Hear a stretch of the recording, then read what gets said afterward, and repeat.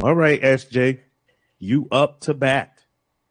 Okay, so I'm going to start us off with a little audio clip. This clip happens to be from a source that I'm really not a fan of. I don't know if you guys have ever heard of Kevin Samuels. He was an internet personality that did a lot of speaking on different matters. But this particular matter, I just want you to hear what he has to say. He is deceased, but he got up to a pretty big following. Yep. And there was a certain type of person that liked to follow him. I'll just leave it at that. But let's hear what he has to say about this, and then I'll get more into my topic. This stream is for Black men.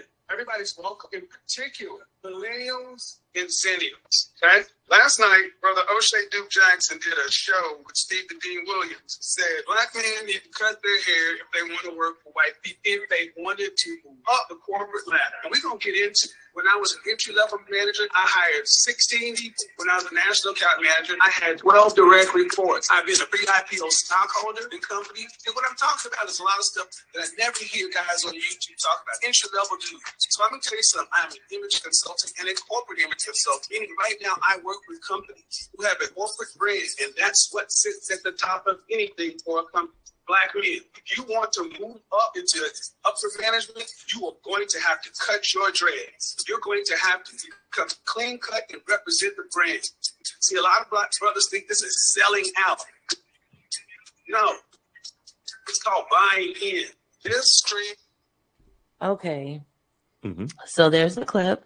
And basically what he's talking about is changing your appearance as Black people. He's addressing Black men in particular, but I'm going to include women as well. Changing your appearance, particularly your hair, in order to be seen as professional within corporations, corporate America, etc. So this is related to the Crown Act. I don't know if you guys are familiar with the Crown Act. No, that's my first time hearing it. Okay, so the Crown Act is an action that is trying to be passed as law that will protect Black people from discrimination in schools and workplaces. It has already been adopted by 18 states. First, it was California, then New York and New Jersey. Currently, we are trying to pass it in Texas as well. You know, that's going to be a fight. But it's also been accepted and put into practice in many municipalities. And basically, it's just to make it so that people cannot discriminate against you because you have an afro or because you have locks or braids or anything of the sort. You know, there is a difference. You can be clean cut and still wear your hair in the natural state that it grows out of your hair. I have seen many people with locks. Locks take a lot to maintain. You know, there are a lot of white people who pay a lot of money to get their hair locked so that they can have the same style and the same look as people who naturally their hair grows this way. And I've known a lot of people as well who have changed their appearance because they felt like they would not be accepted or they would not be able to get ahead in work with natural hair. I've done the opposite. I actually stopped relaxing my hair, stopped wearing it straight, and started wearing it naturally about over 10 years ago now. And it's a personal choice, you know, whatever you want to do, however you want to look, but you definitely should not. Clean cut means that you have a put together appearance, you're a professional, and, you know, you're able to do your job, you know, not going to get into the hygiene thing, like you mentioned earlier, coach. But, you know, this is something that I would love to hear you guys' opinion on. You've been in a lot of different work environments.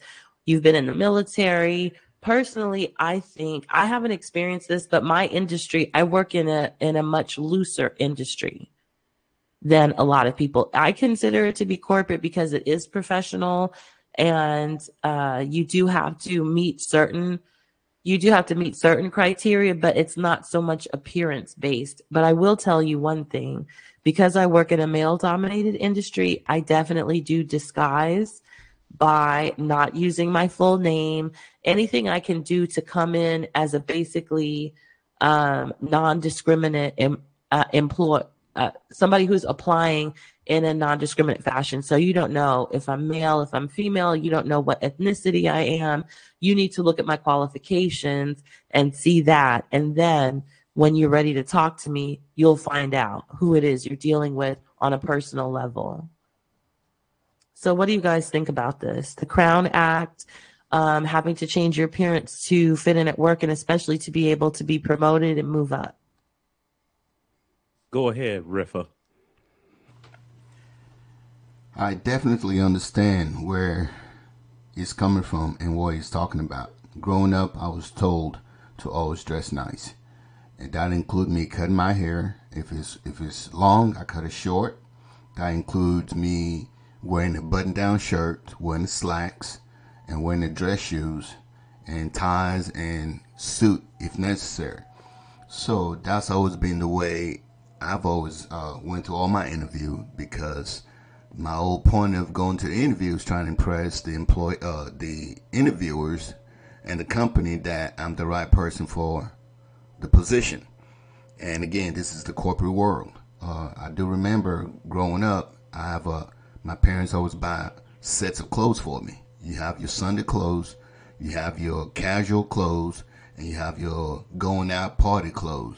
And so with that said, to me, it's not a big deal to dress up to go do things or have to readjust as far as my hair and stuff like that. But again, my hair has always been kind of short and low on my entire life, so I never had to really deal with that. And I get that, but that's more of a personal standard. You know, that's what you were taught in your home and you uphold it. It doesn't sound like you had to do anything, you know, extremely drastic. But like, I'll ask you this. You have children, right? Right. So let's say that your children want to do something different with their appearance. Maybe they want to color their hair, or maybe they want to grow it into a style that's considered alternative, or something along those lines. Just something where they want to express themselves and look a little different than they would normally look. How would you handle that situation? Would you encourage them? Would you discourage them and explain to them that, you know, there's a time and a place for this thing? Maybe you can do it during the summertime, but you can't do it during school, because this happens at school too.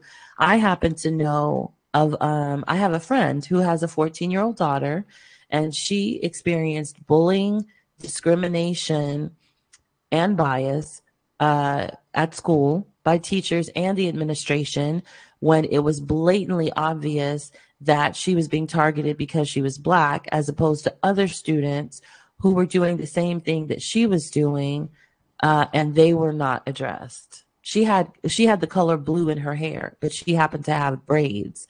But there were countless other students, both male and female, who had pink hair, green hair, red hair, and everything else. And those students were allowed to continue to color their hair and wear their hair with those colors. But because her hair was in braids, it was a problem. So as far as supporting my kids on whatever hairstyle they decide to have, I am 100% with them on whatever they decide to do. For instance, me and my family went out of town this past weekend, and of course took the kids to the barbershop. You know, again, you know, I can't be driving around or going places with my kids when their hair is all nappy and just looking jacked up. So anyway, got there, and my son decided he wanted a mohawk. You know what? I told the barber, you know what, hook the little man up with a mohawk. So I've never had to deal with any situation in school to where the teachers are getting involved as far as that's concerned. But I do know there's a lot of stuff out there going on. I've seen a couple of stuff on TV to where kids were sent home or suspended because of their hairstyle, or whether it's the color, whether it's cornrow, whether it's dreads. So when it comes to a situation like that, I totally believe it is uncalled for the school to make that decision, and they should be reaching out to the parents. Great point. Great point. What I'm gonna say, you know, first of all, peace to rest in peace or rest in power to Kevin Samuels. I was familiar with his videos. I love the work that he was doing, that he was trying to do. And I wasn't offended of what he was necessarily saying, because I guess it's the rule right now until, like you mentioned, SJ, until they put laws or certain things in place saying that, hey, you got to accept this black person the way they are, the way they, the way that it is. And you're right, as military people, they tell you how you cut your hair, how far your sideburns should extend, and things like that, how thick your hair should be and stuff like that. But it was enforced on non-black people as well. Did you shave today or anything in that situation? So, and I'm really just speaking from the Air Force side of it. I can't speak for the other branches. But anyway, what he's saying is he's not lying. And again, the key thing is, if you want to climb the corporate ladder, if you are trying to get high up in the company or become an executive or a president or a CEO or a CFO or a COO or whatever, I think that was the key thing that he's saying in that situation. Is if you're trying to get to that mountaintop where you're making a bunch of money in corporate America. If you're not, then hey, that's on you, So I think he wasn't lying. He was telling the truth as far as how you need to operate and what you need to do in order for them to see you as a safe person or a person you can trust. So that's my opinion on that.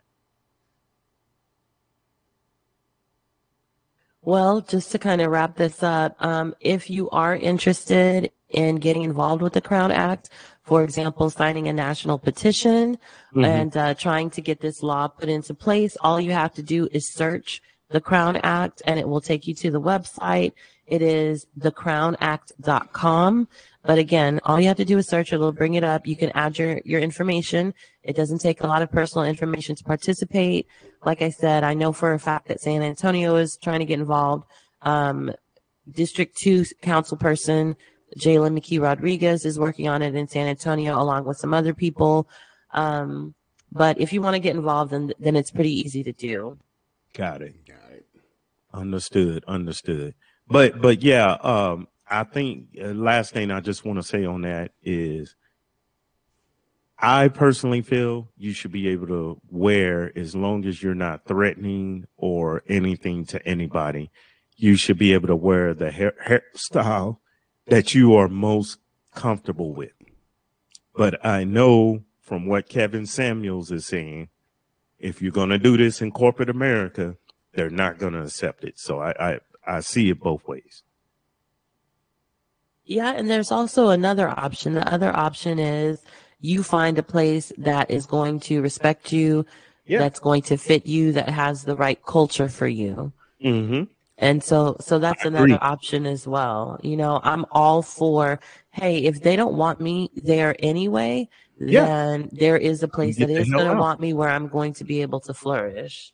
Exactly. And that's my whole thing, not just with the hair issue, just with everything. Yeah. If they can't accept the coach, then hey, F you, I'm up out of here. Peace. 5,000, 20,000, whatever. I mean, it's the same situation with the people with tattoos. Like, hey, if you're going to get a tattoo, make sure it's underneath your arm, not on your face. Mm-hmm. So again, if that's the kind of industry you're related to, that you're interested in, kudos. If you're going to end up being a ball player, kudos. But if you want to do something different, I mean, unfortunately, that's just the way the society is right now. You can have to be and you, man, you had to open that Pandora's box. But no, great point, Riffa. Because I frown upon that. when I see people who all tattooed up and stuff, first thing is hepatitis. That's the first thing to me. It's supposed to hepatitis. Yeah, I'm being serious. Having Well, all it's that a ink and legitimate. It stuff is a under your legitimate skin, concern. Just yeah, scared. is TB and hepatitis. Second concern is, yeah, you know, who are you? What are you representing? Right. Because most people who are tatted like that come out of one of the two things. I mean, they both come out of the underworld. They either coming out of prison where they done something really, really bad, or they're involved in the organization, a criminal organization, a gang, a motorcycle gang, mafia, whatever, Man, to where they will end up in prison. So old school. yeah, but Yeah, I'm afraid that those kind of generalizations these days It's are wild. not going to make it, Coach. no. I mean, I know. tattoos I'm are just, very trendy. I'm just saying that's just from my own personal. I got you. Yeah, Okay, and okay.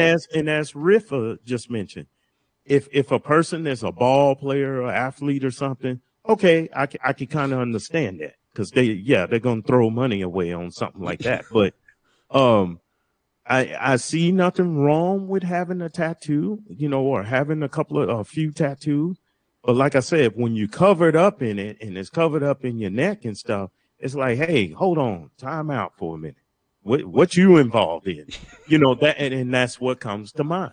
So I, like y'all said, I'm biased on that thing, because when I see people who are tatted like that, from how I was raised, from having a older brother that done 25 years in lockup and stuff like that, that's the kind of stuff that that was the kind of stuff that was represented. I put it that way. Right. And of course, with entertainers, and y'all know where I'm going, rapper, entertainers, stuff like that, they kind of mimic these things because they may be friends or have relatives, kind of like my situation, where, hey, they've done some time or whatever, and oh man, this looks cool. And they mimicking because they want that affiliation, that, hey, I'm affiliated with something that, that's this and that, because they feel more glorified, or they feel like they got some rep or something like that, is all I'm going at. Okay. Y'all go ahead. They're trying to keep in the hood. Right. And that's the thing. So, and I know that even now they tattooing their forehead and, on their face and all that stuff. Yeah, that just don't, to me, that just don't, I'm not doing that. I mean, I was just saying that because, again, with the hairstyle and stuff like that, kind of usually when stuff like that come up, it's also like, people with the tats, and then, then at some point it was with, people wearing, boys wearing skinny jeans. So, I mean, it changes, but again, if the position you're looking for, if everybody in that position are dressing in suit and stuff like that, till you get to that point, you got to dress like where you were trying to get. On this same point. So I'm sorry, have to say this real quick, SJ, okay. and you can chime in on this too. Like women, okay, if in Rifa, this is why I'm pulling you in first. I know you've been to a strip club in your lifetime. What? It might have been a long time, right? That was last night, my bad. Yeah, there you go. So we know strippers represent, you can, right, as men, we can pretty much kind of say, okay, yeah, this girl is a pole swinger. She, fingernails, she got them talon claws, she probably got Kool-Aid hair. She probably didn't had a BBL or some type of gas put, behind there. Wow. And just stripper culture, how they carry themselves. Right. Well, point being is, just like we're saying with this, now we have made it to the point to where even the professional women, they're mimicking what pole culture, they have brought that in the professional world. The talent clause, the owl eyelashes, and the Kool-Aid hair, and the BBLs and all that stuff. So how do you tell the difference of an individual or a person if you are trying to hire them and you are trying to protect him on the job as a manager? How do you cope with that? Oh man, I haven't had that situation, but again, it depends. Like Mhm. like to me, if somebody, if we're hiring for like grocery or somebody to stock groceries and stuff, right? Mhm. You come up here dressed like in suit and stuff like that. That would be like, I don't think that person's gonna last. Just my first, if you dress up in suit, but the position you're applying for doesn't really call for it. Uh-huh. And so I'm thinking, okay, retention is the big thing. So how long do I think this person gonna last? Because they should be applying for more of a corporate type or management type position. So it just kind Uh-huh. of depends on the position they're applying for, on how they dress. Like True. personally, I choose to continue to go by the standards that my parents instilled in me, which is I find a certain look professional. This is what I choose to do. Again, when I interview, also, I don't change the texture of my hair. I do know some people who go so far as to straighten their hair. And when I go on job interviews, my friends will laugh and tease me and say, "Oh, are you straightening your hair?" No, because you're not going to see me with straight hair that often during the year. So I don't really see the purpose, not to mention the fact that I just usually don't have time. So, Right. an interview comes up, I don't have time to figure out, let me put in the 4 to 6 hours it's going to take to get my hair to look different for this 1 hour meeting or video chat. Mhm. But I definitely, also understand that certain things do bring up, and thank you for admitting it, coach. Certain looks, certain things do bring up certain biases that we have. Yeah. And for a long time, body modifications and specifically tattoos were associated with a particular type of culture. Now, going to get a tattoo is a pastime. This is something that people do, like going to take pictures, I know. you And know? yeah, and you make an excellent point to what you're saying, SJ. Yeah, I mean, most definitely. I mean, I remember when I got my first tattoo, and I was grown ass man. I was like 20 years old, and I remember when my dad saw it. Oh my god, he talked to me like I was 5, 6, 7 years old. He was like, "What the hell did you do to your arm?" and going off and this and that. Boy, ain't you crazy? And da da da, and talking to me, like shit. Like I again, like I was in the first grade or something. True, absolutely true. And the thing is, if you want to do what you want to do, everything is a choice. Right. So if you prefer to express yourself by looking whatever way, then Right. you have to understand that there are going to be possible ramifications for that. That's what it is. Right. And even I will say, even with me, if I walk in a place, let's say a country western place. First of all, I'll probably know well before I get inside. But let's just say I didn't know. No music was playing. Then I walk in and I hear stuff like howdy, or the music stops playing and everybody's staring at me. Yeah, I'm gonna do an about face and exit as quickly as possible. You know what I mean? Yep. Because I don't need them to tell me what I am. I don't need them to say the ninja word or are you lost or anything. See, I'm not one of them type of brothers. I kind of catch on pretty quick if I'm not wanted somewhere. And I'm not gonna argue, especially if I'm outnumbered, in that situation. Yes. Hmm. Makes sense. Yeah. So y'all want to hear a funny story? Sure. Okay, so dealing with the this was the last time I went in the strip club. Um, one of my partners, we were in the military together. This was This was probably about 5 or 6 years ago. He had retired, and no, I'm sorry, he didn't retire. He was getting stationed here in San Antonio. He had been stationed here before. He went overseas, and I think he went to a base over by Florida, and then he got stationed back here in San Antonio, and then he was going to do the rest of his time and retire. So he's one of them dudes. He loves the strip club. You know what I'm saying? Megan Thee Stallion, Cardi B, and all them. That's his favorites. You know what I'm saying? Uh-huh. You probably go in his house. He probably got posters of them on the wall. So, but anyway, so we go into this establishment. I'm not gonna name the establishment here, but I'll tell you, it's located off the 410 and I-10 near I-10. So I'll tell you that. You can see the establishment on the 410.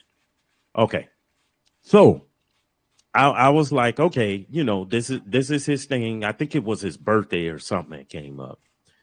So he was like, okay, I'll go on and go. It's his birthday thing. We'll go in here, buy him a few drinks, whatever, and then get up out of here. And the lucky thing was it was still during the day. It wasn't late. So I was like, okay, it's pretty safe. So get to the place, waiting in the parking lot. He pulls up. Then a couple of other homeboys that we knew, they pull up, whatever. So we're going inside. Now, the first thing I said, as soon as the door opened, I see a lady there behind the desk. She's getting ready, to take your money or whatever. Then I see two guys there. One of them looks like he's a security, a bouncer or whatever. The other gentleman looked like he might be the manager or whatever. And he's talking, oh, hey, guys, how y'all doing? Da, da, da, da, da, da, da. So the bouncer guy, he's got the wand thing in his hand. The wand where you wave down to detect if you got any metal objects or whatever. So, but also, what sends my mind in a frenzy, I see the walkthrough detector thing that you see in the airport, for major security. Mm-hmm. I see two of them. So I'm like, what the? So the whole time I'm like, what the F? In my head. So, a couple of the guys, they're ready to pay whatever, and they're ready to go on in. And then on top of that, after you walk through the detector, the bouncer's there, he's got to wave you down. So the coach's rule, whenever, again, this is stuff that you got to read on your own. If I got to go into a place where they're checking you double to see if you got any type of weapon that could cause seriously bodily harm to somebody or seriously injure somebody or make somebody deceased, coach don't need to be there. And so I asked the guy, I'm assuming he was the manager, the guy in the suit. I said, hey, I said, what's been going on here? And he, he's being a smart ass. Oh, well, we just trying to make sure we don't have any problems or anything like that. And I was like, and so I just responded. I said, well, you're not going to have no problems out of me because I'm not going in. And, and I told, and all my homeboys like, oh, man, come on down. I said, no, dude. I said, it's not that I got a weapon on me or I want to cause problems. What the hell is coming in here? And I don't want to be in here when that other stuff come in here. You know what I'm saying? Yeah, that's exactly what I'm talking about. Choices. Right. You saw something, you realize you don't want any parts of that, so you made a choice not to participate. That's smart. When you get older and you get more mature and you figure out you got more things to lose, it's like, hey, no, I don't want none of that. Ain't nothing in here that I need where I need to be flag down. And then the other thing is, shit, especially being here in San Antonio, hell, uh, who's affiliated with that club that we went into? Hell, they'll probably bring guns, drugs, and everything in there and walk right through the detector with it buzzing off. And because of the manager or the bouncer know him, they'll probably just let him right in. Oh, that's my cousin. You know, that's my buddy. You know what I'm saying? Mm-hmm. And then that's all you need is some fool thinking they bulletproof because, hey, they got a gun on them or something in that situation. So anyway, that's just my little story, you know, hopefully make y'all laugh. The other mode I live by is I always say, if there's 3, you won't see me. If there's 3. Yeah. So anytime if I'm in a situation where if there's 3 gang members or whatever, you know, whatever situation that you may consider dangerous, if I'm outnumbered 3 to 1, you won't see me. I'm first thing is going to be flight. Is try to get out. Why got it 3? I'm thinking 2. If it ain't a mano, well, yeah, some people is 2. If it ain't a mano, I ain't trying to deal with that. Yeah. I mean, great point, Riffa. I'm just saying that was just always the code of conduct that I had. It's because the one from the coach rhymes. That's what it is. Okay. Plus, it's 3 strikes. So thank everybody for tuning in and listening to us. And if you like our show, please, please, please tell your family, tell a friend, tell your grandma, tell your dog, whoever. Spread the word. And also, we need y'all to please like, comment, and subscribe. And share would be great too. So thank you for listening to the Shut Up and Work podcast. Everyone, have a good evening. See y'all next time.